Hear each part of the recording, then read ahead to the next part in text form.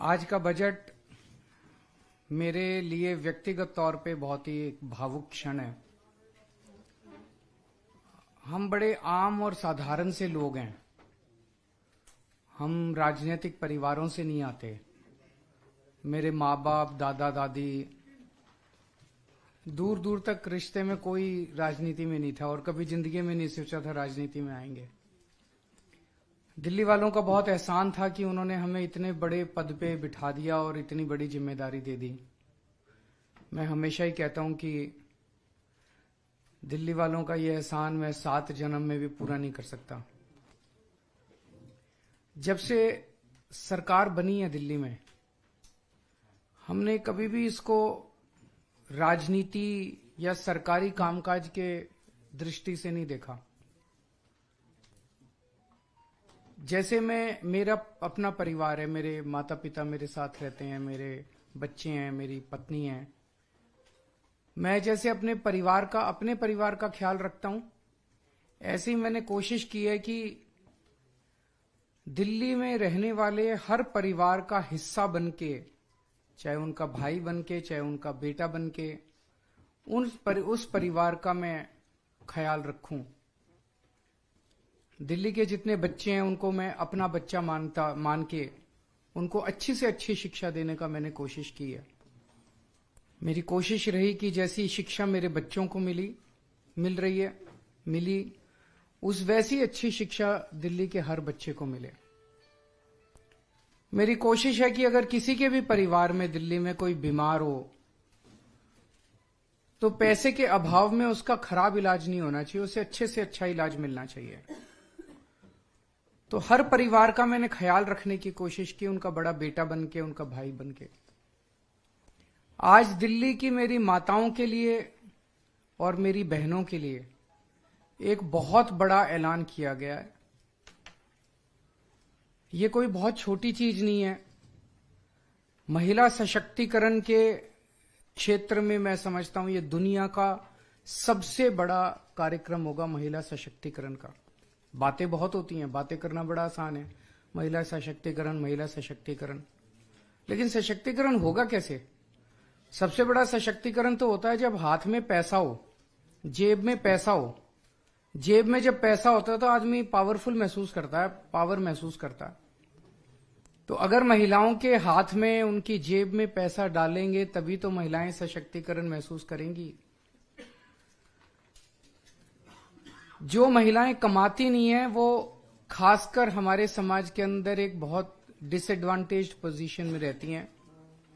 उन्हें घर में अपने पति के आगे हाथ फैलाने पड़ते हैं, उन्हें अपने बेटे के आगे हाथ फैलाने पड़ते हैं, अपने रिश्तेदारों के आगे हाथ फैलाने, छोटी छोटी चीजों के लिए, छोटी छोटी जरूरतों के लिए।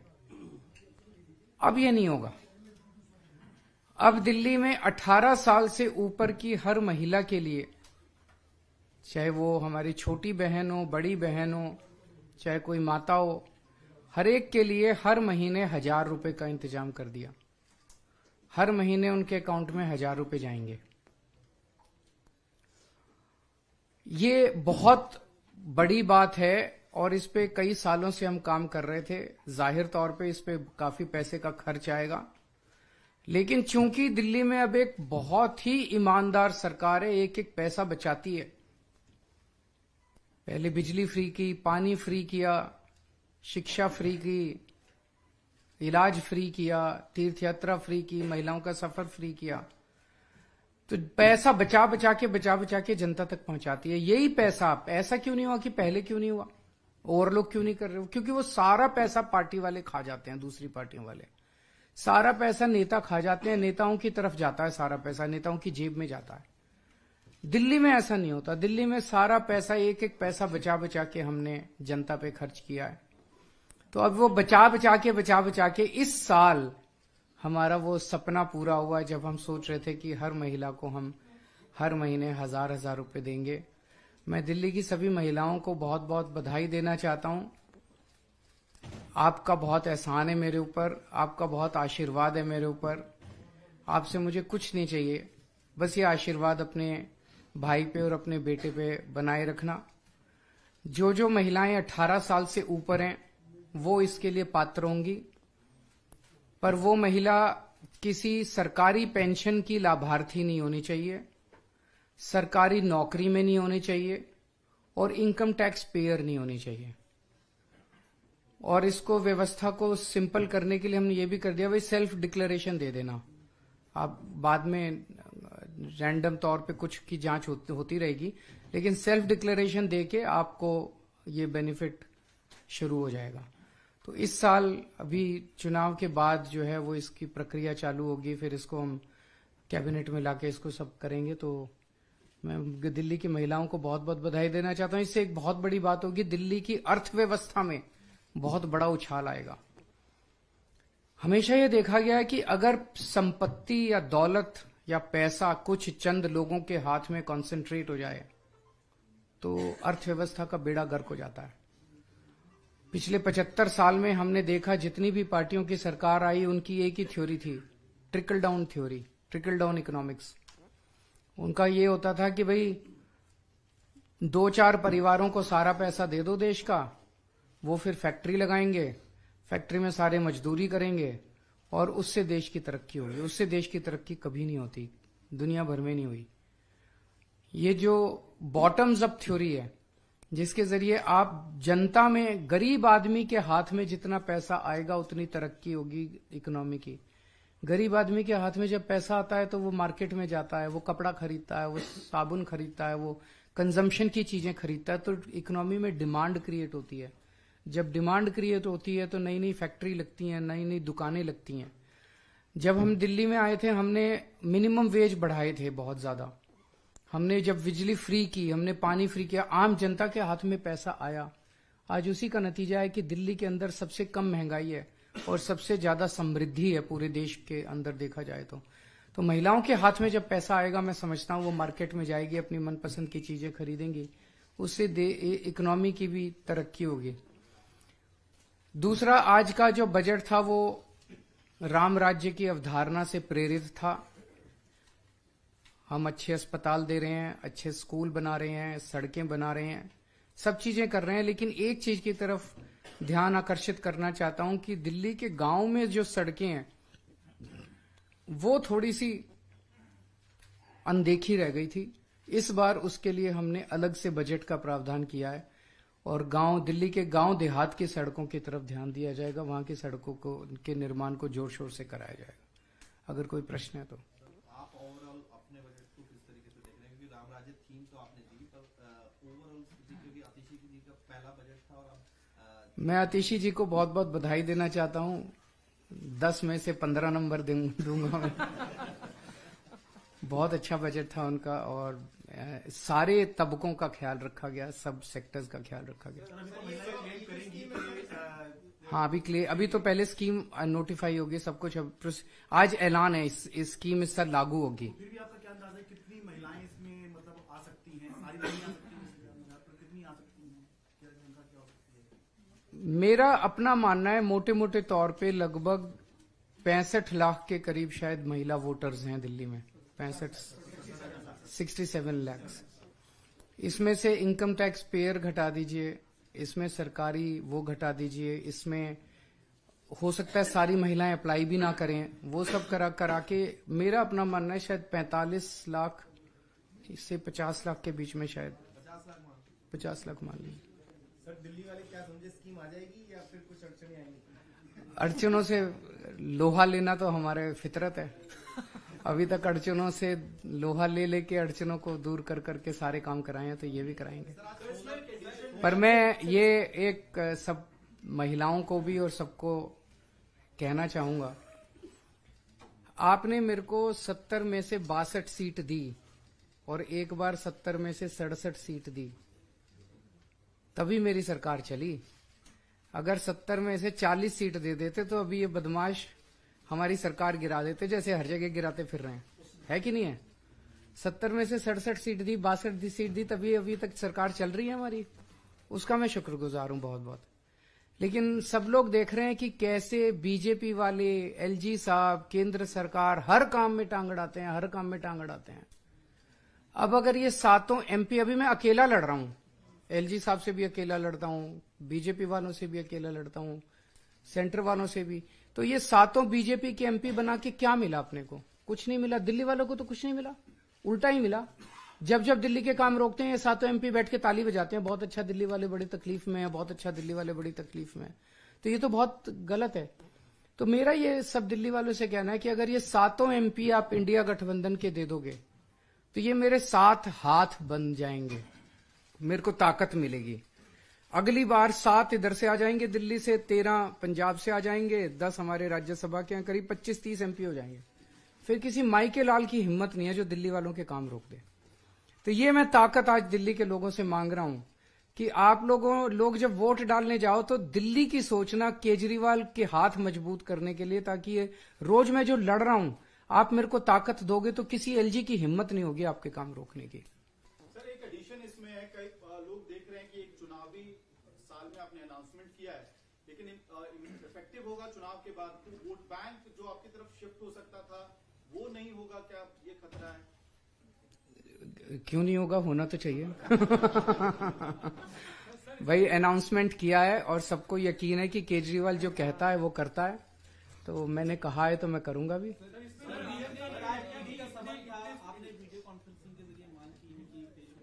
हाँ, मैंने कहा है भाई, मैं हमेशा मेरा स्टैंड ये रहा कि ईडी के जो सम्मन जो आ रहे हैं वो इलीगल हैं, लीगली इनवैलिड हैं। वो क्यों लीगली इनवैलिड हैं, वो लंबे लंबे मैंने चिट्ठी, कई पेज की चिट्ठी उनको लिख के भेजी है कि भाई क्यों लीगली इनवैलिड है। मेरे तो उसका उन्होंने कोई जवाब नहीं दिया, उनको जवाब देना चाहिए था। जो मैंने लीगल आर्ग्यूमेंट्स लिए हैं उन्हीं आर्ग्यूमेंट्स के आधार पे दूसरे केसेस में ईडी के सम्मन्स को क्वैश कर दिया हाई कोर्ट्स ने। तो अगर उन केसेस में क्वैश किया तो इधर भी ये इनवैलिड हो गया, लेकिन वो नहीं माने, बस सम्मन पे सम्मन। फिर मैंने पिछली बार 2-3 सम्मन के पहले लिखा था मेरा विधानसभा का सत्र चल रहा, बजट सेशन में नहीं आ सकता, तो वो जानबूझ के ऐसी डेट्स पे दे रहे हैं। जैसे पिछली डेट पे दिया, उस दिन मुझे एलजी के अभिभाषण के प्रस्ताव पे मुझे असेंबली में बोलना था, उस डेट को दिया। आज की डेट दी, आज हमारा बजट सत्र था। अब मैंने उनको कहा है भाई, हालांकि मैं आपके सम्मन को इलीगल मानता हूं, लेकिन आपके प्रश्नों के सारे जवाब देने को मैं तैयार हूं, क्योंकि हमने कोई गलत काम किया नहीं, कुछ छुपा नहीं रहे। तो आप मेरे से प्रश्न पूछ लो, वीडियो कॉन्फ्रेंसिंग के जरिए पूछ लो। कानून में लिखा है कि ईडी की प्रोसीडिंग्स जुडिशियल प्रोसीडिंग्स हैं। जुडिशियल प्रोसीडिंग मतलब ईडी एक कोर्ट की तरह है, न्यायालय की तरह है। और सुप्रीम कोर्ट के ऑर्डर्स अब हैं, कानून बन गया है भाई, किसी भी कोर्ट के अंदर किसी भी पार्टी को वीसी के जरिए प्रेजेंट होने की अलाउड है। तो अगर मैं कह रहा हूं ये मेरा अधिकार है, अगर मैं कह रहा हूं मेरे को वीसी से अलाउ किया जाना चाहिए, तो मैं समझता हूं जरूर वो अलाउ करेंगे वीसी से, और उनके जितने मेरी जानकारी में है मैं सभी प्रश्नों के जवाब दूंगा। ये मैं अभी देख रहा था, मेरी तरफ से कोई ऐसी डिमांड नहीं है। अगर ईडी चाहे तो कर सकती है, मेरे को कोई इस पे आपत्ति नहीं होगी, लेकिन मेरी तरफ से कोई ऐसी डिमांड नहीं है। अगर हो तो मुझे कोई आपत्ति नहीं है। सर एक सवाल ये सीएम सर इधर coming back to the budget, actually coming back to the budget, our government has always taken pride that budget outlay has been increasing since the government took over. This is probably the first time the budget outlay has gone down. What is the reason behind? देखिए, अगर आप दिल्ली की fiscal history देखिए तो लगातार हमारा budget बढ़ता है। दिल्ली एक ऐसी सरकार है जिसको सेंटर से वर्चुअली 0 पैसा मिलता है।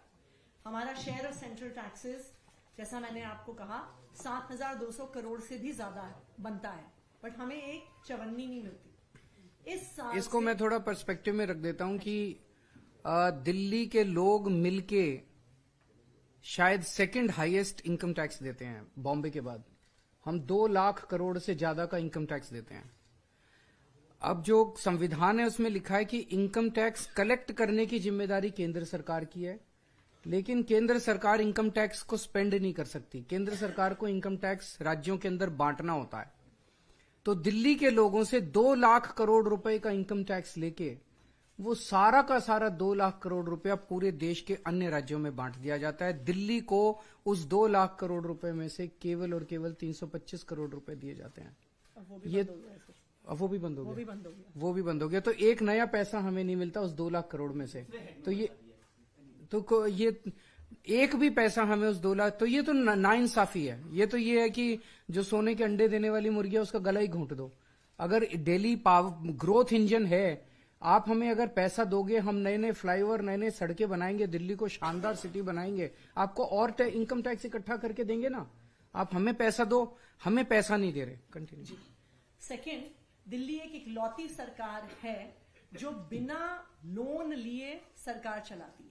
अगर आप हमारे पिछले कुछ सालों की हिस्ट्री देखिए, हालांकि हम लोन का प्रोविजन करते हैं, हमें अभी तक कोविड के साल के अलावा हमारी सरकार को चाहे बिजली, पानी, स्कूल, अस्पताल, बस यात्रा सब कुछ फ्री देने के बावजूद हमें कभी लोन नहीं लेना पड़ा। इस साल जो एक अंतर आया है, जो पिछले 2 सालों से अंतर आ रहा है कि जीएसटी कॉम्पेंसेशन बंद हो गया है। पहले दिल्ली को 10,000 करोड़ जीएसटी कॉम्पेंसेशन मिलता था, उसका लास्ट कॉम्पोनेंट 2-3 हजार करोड़ लास्ट ईयर भी मिला है। लेकिन इस साल, और ये दिल्ली की रेवेन्यू ग्रोथ का, रिमार्केबल रेवेन्यू ग्रोथ का नतीजा है कि जीएसटी कॉम्पेंसेशन खत्म होने के बाद भी हम अपने रेवेन्यू को पिछले साल के लेवल से इंक्रीज कर पाए। बिकॉज बजट एस्टिमेट, हालांकि पिछली बार थोड़ा ज्यादा था, लेकिन जो फाइनल एस्टिमेट है बजट का वो 74,900 करोड़ से, और इस बार उसको 1100 करोड़ रुपए बढ़ा के 76,000 करोड़ का हमने बजट अनुमान किया है। आप किसी और राज्य में देख लीजिए, कोई और राज्य नहीं है जिसने अपना जीएसटी कॉम्पेंसेशन खत्म होने के बाद अपना बजट डेफिसिट लोन लेके, डेट लेके पूरा ना किया हो। दिल्ली एक इकलौती सरकार है जो अपने रिसोर्सेज रेज करती है, ईमानदारी से रेज करती है, और बिजली, पानी, स्कूल, अस्पताल, बस यात्रा, तीर्थ यात्रा सब कुछ फ्री देने के बाद भी फिस्कल सरप्लस में रहती है। So I have a question. You said that this year's budget was inspired by the vision of Ram Rajya, and in fact the finance minister's speech was peppered with couplets from Ramayana. Why is that? Why did you feel that this is a pitch that you have to make and you have to define your budget in this manner? You don't believe in Ram Rajya? So that is that apart, sir. We believe in Ram Rajya. हमने केवल इस बार नहीं, कई सारे budget speeches Manish ji के भी उठा के देखो, उसमें भी राम राज्य की अवधारणा की कई बार जिक्र हुआ है। 2022 you mentioned it first after winning the 2020. No, I don't think so, उसके पहले भी मेंशन। रूपश्री, अगर आप ये देखिए, आप हमारी पॉलिसीज देखिए, हमारे पॉलिसीज ही राम राज्य से प्रेरित हैं, जो एक एक तबके के लिए, खासकर जो पिछड़े हुए तबके हैं। देखिए राम राज्य में किस चीज की बात है, जो अभी हमने आज भी कहा, कोई दीन नहीं है, कोई दुखी नहीं है, कोई बीमार नहीं है, सब समृद्ध हैं। तो पिछले 9 साल से हमारी सरकार इसी पे तो काम कर रही है। कोई ऐसी सरकार नहीं होगी जिसने शिक्षा पे इन्वेस्ट किया इतना, कोई ऐसी सरकार नहीं होगी जिसने एजुकेशन पे इन्वेस्ट किया। एक हमारा अचीवमेंट जो हमने आज शेयर किया, जो अक्सर हम उसकी बात नहीं करते हैं, लेकिन हमने मैल नरिशमेंट जिस स्पीड से दिल्ली में कम किया है, खास करके बच्चों में 91% रिडक्शन है। ऐसा नहीं है कि ये स्कीम्स और राज्यों में नहीं चलती हैं, लेकिन हमारी सरकार में, क्योंकि हमारे लिए एक एक व्यक्ति इंपॉर्टेंट है, हमने बच्चों पे इतना फोकस करके 91% से मैल नरिशमेंट कम कर दिया है। तो हमारी पॉलिसीज ही राम राज्य से प्रेरित हैं, पहले दिन से प्रेरित हैं। उम्मीदवारों को बदल दिया है दिल्ली में, एक को छोड़कर फिलहाल 5 सीटों में से, क्या कहेंगे जिस तरह से चेहरे बदल रही है? भाजपा डर गई है, इसीलिए उनको, मैं कोई बता रहा था कि जहां जहां आम आदमी के कैंडिडेट्स खड़े हुए हैं वहीं बदले हैं। आसाम में भी वहीं बदले हैं जहां 3 हमारे खड़े हुए हैं, यहाँ पे दिल्ली में भी वहीं बदले हैं, सारे हमारे वाले जहां खड़े हुए हैं। अब देखते हैं कुरुक्षेत्र में किसको देते हैं और गुजरात में Coming back to the budget, budget is not only what you are going to do in the next fiscal, but also the account of what you have done in the past, which you always do. But in the past 2 budgets, you made several announcements, which have not been mentioned this time. How much you have managed to achieve in Rozgar budget? How many jobs you have managed to provide? How many schemes you could manage to implement? Last year you talked about road infrastructure. There is no mention about that. How much work could you do on that front? Can you elaborate on that, please? मैं समझता हूं कि आज आतिशी जी का जो speech है वो 2 भागों में था। First part was not specifically about last year, but the development and improvement that is taken place in Delhi in the last 10 years since we took over. तो 10 साल के अंदर, 10 साल पहले दिल्ली क्या थी और 10 साल के बाद आज दिल्ली क्या है। तो फर्स्ट पार्ट 12:15 बजे तक उनका स्पीच उसी पे था। 12:15 बजे के बाद फिर उन्होंने इस साल का बजट प्रेजेंट किया। तो उसमें आपको सारी चीजें मिलेंगी कि पहले 22,000 क्लासरूम थे, हमारे आने के बाद 22,000 क्लासरूम और बन गए।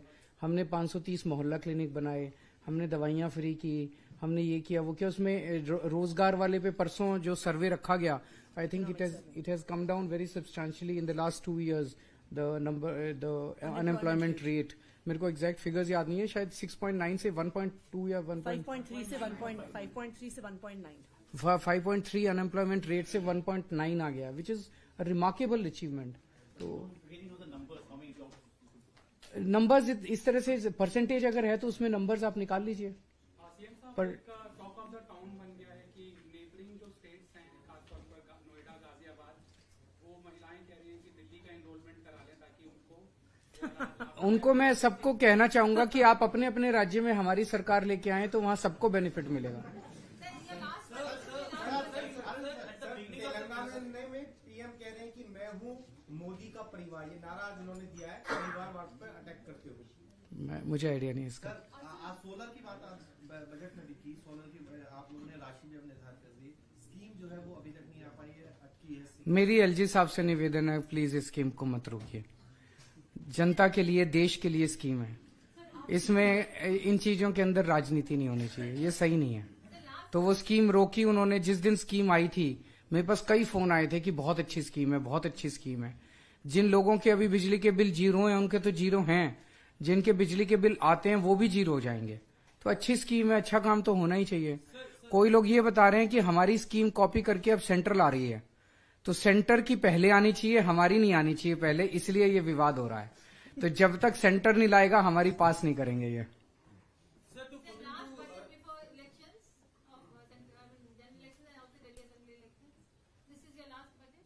नहीं अगले साल, अच्छा अगले साल तो उस टाइम तक चुनाव हो जाएंगे, लुक्स लाइक। बट जैसा मैंने कहा था एंड में कि we are confident also, hopeful also कि अगले 5 बजट भी हम ही लोग प्रेजेंट करेंगे। Unless they declare Delhi as a full UT.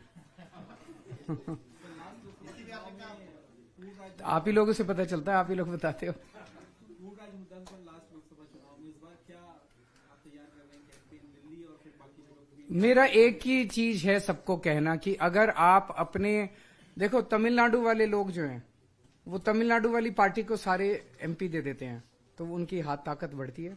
Kerala वाले केरला वालों को दे देते हैं। दिल्ली वाले अपनी दिल्ली वाली पार्टी को अगर सारे एमपी दे देंगे तो हमारी ताकत बढ़ेगी, हमारे हाथ मजबूत होंगे, तो जाके उनसे सेंटर से लड़ने में हमारी ताकत बढ़ेगी। अभी सेंटर से अकेला मैं लड़ता रहता हूँ, एलजी साहब से मैं लड़ता, फिर हमारी ये साथ लड़ेंगे ना जाके। तो मेरी दिल्ली के लोगों को ये गुजारिश है कि आप हमारी ताकत बढ़ाओ। जैसे आपने 62 सीट दी, 67 सीट दी, सर माथे पे आपका आशीर्वाद, लेकिन इसमें भी आप हमें ताकत दो ताकि हम इनसे आपके हक ले। मैं ये 7 सीट अपने लिए नहीं मांग रहा, अपने बच्चों के लिए नहीं मांग रहा कि बच्चों को सेटल करना है इसलिए 7 सीट दे दो। आप ही के बच्चों के लिए मांग रहा हूँ, आप ही की खुशहाली के लिए मांग रहा हूँ, आप ही के परिवार के लिए मांग रहा हूँ, दिल्ली के लिए मांग रहा हूँ। आप मेरे हाथ मजबूत करोगे मैं और आपके लिए काम कर पाऊंगा, है ना।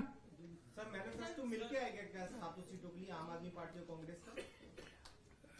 मेरे को इसका कांग्रेस का ज्यादा आइडिया नहीं है।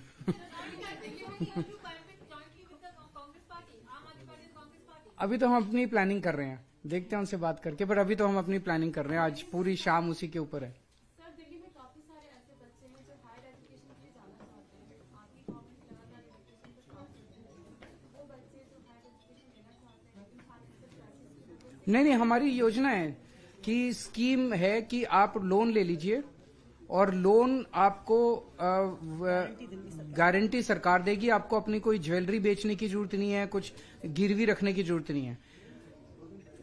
वहां से निकलने के बाद, पढ़ाई से निकलने के बाद आपकी नौकरी लगेगी। नौकरी करने के 15 साल के अंदर आप वो लोन आसान किश्तों में चुका सकते हैं। तो हायर एजुकेशन में तो दिल्ली के अंदर बहुत अच्छी योजना है ये, उसका प्रचार करना चाहिए हमें।